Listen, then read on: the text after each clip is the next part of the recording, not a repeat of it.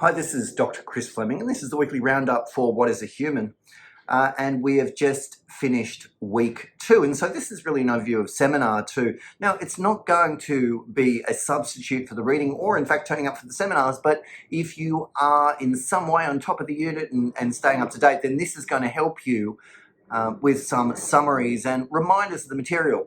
Now, the first thing that we did was just mention about Kahoot and make sure that people are able to access that, because during the unit we're going to be using it intermittently, hopefully in useful ways to you and to me to get a sense of where we're at in the unit. We went through the Rosenstein reading. We talked about the unavoidability of the question, what is the human? How it's implicit in so much of what we do on this planet. Talked about the human in relation to the humanities, did a little sidestep into science and whether science is the only form of knowledge. We took up the issue of questions generally, but also questions about our own nature. And then we finished off with a slightly outrageous open question about what it's like to be a bat.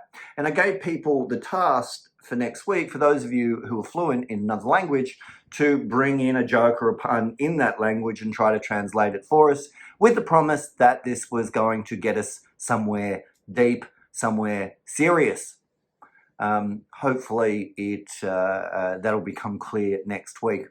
We are still, in terms of the unit, we are still at the very, very early stages. The function of week 2 was really to give you, continue to give you set up a series of preliminary discussions and broad overviews and perspectives on the way the question, what is a human, has been answered throughout history.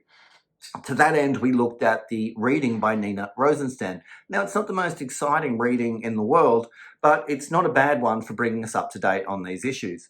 Now, Rosenstein ended up discussing the human being in relation to a number of different images, and where she, and you can look at the slides for the unit, or you can look at the reading itself, but where she ended up coming down on this question was, her answer was, the human is the narrative animal. Now, what we mean by that is the human is the creature that tells stories. Now, not just in terms of fiction, obviously, although that does involve stories, but human knowledge and human self-understanding is in narrative or story form.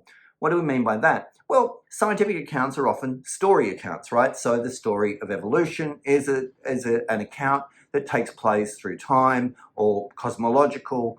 Cosmology talks about Big Bang and how this develops throughout time. History is always told, or invariably told, in terms of narrative or story. Our accounts of ourselves, where we were born, what happened to us then, are again in terms of stories. And Rosenstein says that the human being is in many ways the narrative animal, the storytelling animal. And I think she's correct about this. I think this is a pretty good overview, or a pretty good sense of what a human being is. My only criticism of it was that it doesn't quite go deeply enough. It doesn't quite get to the very basis of human nature. Because the question you want to ask her is, well, why? How is it that human beings are able to tell stories? What is it that allows us to do that? Now, one of the things that I said and offered as a response to that question is representation. That is, human beings represent the world in particular ways. There is amazing birdsong happening outside. We will be talking about birdsong, in fact, in week 3. It's pretty nice. So this representation involves a specific mode of human thought and human communication, which didn't expect you to know about this week, but I said was something that we will be going into, because it's a very, very important thing to be able to understand. The bird is right outside the room. I don't want to retake this because I think it's very nice background noise. So, by the way, these videos are only ever going to go for about 10 minutes. I don't want to keep you any longer than that. If we can't summarize an issue in 10 minutes, then we've made it too complicated, I think. Look, what we ended up moving on to then was the notion of the human in relation to the humanities and the issue of representation. One of the things about the human is that it is studied in the humanities. Now, we you may not have ever thought about the fact that the humanities as a discipline area or a collection of disciplines contains the word human in it. Now, why is that? Well, one of the things I said was that the humanities studies humans in the way that they represent themselves, the way they represent themselves through time, as in history, the way they represent themselves in terms of their mental states, psychology, the way humans represent concepts, philosophy, and so on. So the humanities really gets into the idea of human representations. Now, again, if you're not quite so sure what that word means, next week's really going to draw this out. But what I wanted to say was that representation is a very specific mode by which human beings think and communicate. And as I say, we're going to go into this next week. Now, one of the possible objections was that, well, what can the humanities teach us at all? Isn't it only science that is able to tell us about the world? And one of the things I said was, in fact, this is just not true.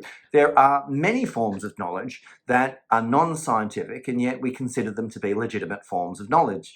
In fact, I pursued the idea that very strong claims about science being the only legitimate form of knowledge were in fact self-refuting. So if someone says to you science is the only legitimate form of knowledge, well, in fact, that is not a scientific statement at all. That is a philosophical statement about science, and therefore it is self-refuting. Now, if that seems a bit complicated, you can either leave that alone or you can go back and have a look at the slides and see whether you can follow the argument.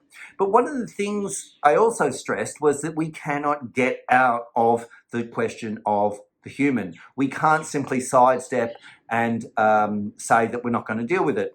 Many things in our world, from human rights, our conceptions of human rights and human dignity, images of human beings in movies and so on, all rely implicitly or explicitly on conceptions of human nature. Now, the fact is, though, that we can't always, because we're very existentially involved in this question, that is, we are interested in the answer, being a human being. It is not something, if my view of what a cloud is like changes, that might be interesting, but it's not going to fundamentally alter how I think and feel about myself. But my view of human nature is in fact going to have a very big impact on my own self-understanding. So we are very, I think most of us, interested in the question, but we're also invested in it in a particular way. And we're not ever able to make this a completely objective assessment. However, I don't think that matters. I think we can, in fact, come up with answers. And the subjective element here is important because we are able to experience what it's like to be a human being from the inside. Now, I said that also in week 1, that this allows us also to test some of the things about what is put forward in this unit so that you're able to go, no, this doesn't make sense. Or yes, that really does make sense. I do experience being a human like this, or my observations of society go well with that. So where we wound up was this notion of what is it like to experience the world as a human? Now, of course, we all know this, what it's like to experience the world as a human being, because we experience the world and, surprise, surprise, we're human beings. So can we, in fact, ask a different sort of question is, what would it be like to experience the world as a bat or a cat or a rat or a mouse or whatever? So, and in fact, I said that as strange as that question might sound and as hard to think of it might seem to be, we do need to ask this. Because when we say, what's it like to be a human experiencing the world, the question is, as compared to what? We don't believe that pens experience anything at all, but we do know that certain creatures experience the world in particular ways. I'm really battling noise this week. I will address this in future weeks and see if I can get away from all the noise making, but there is construction going out the front of the house. I need to move somewhere more quiet, I think.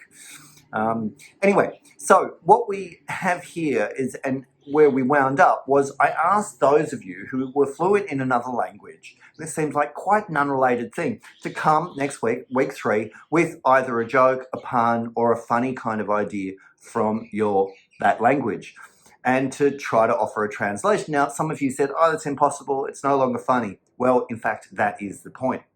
And so next week, I think, is one of the most interesting weeks, and we're looking at human thought and human symbolization and human language, and what that is going to tell us about what it means to be a human being and how we experience the world, both emotionally and how we experience the world intellectually. It's a very, very interesting week, I think. And I think that the course should continue to pique your interest starting in week 3. Looking forward to it, and I hope to see you then. Bye for now.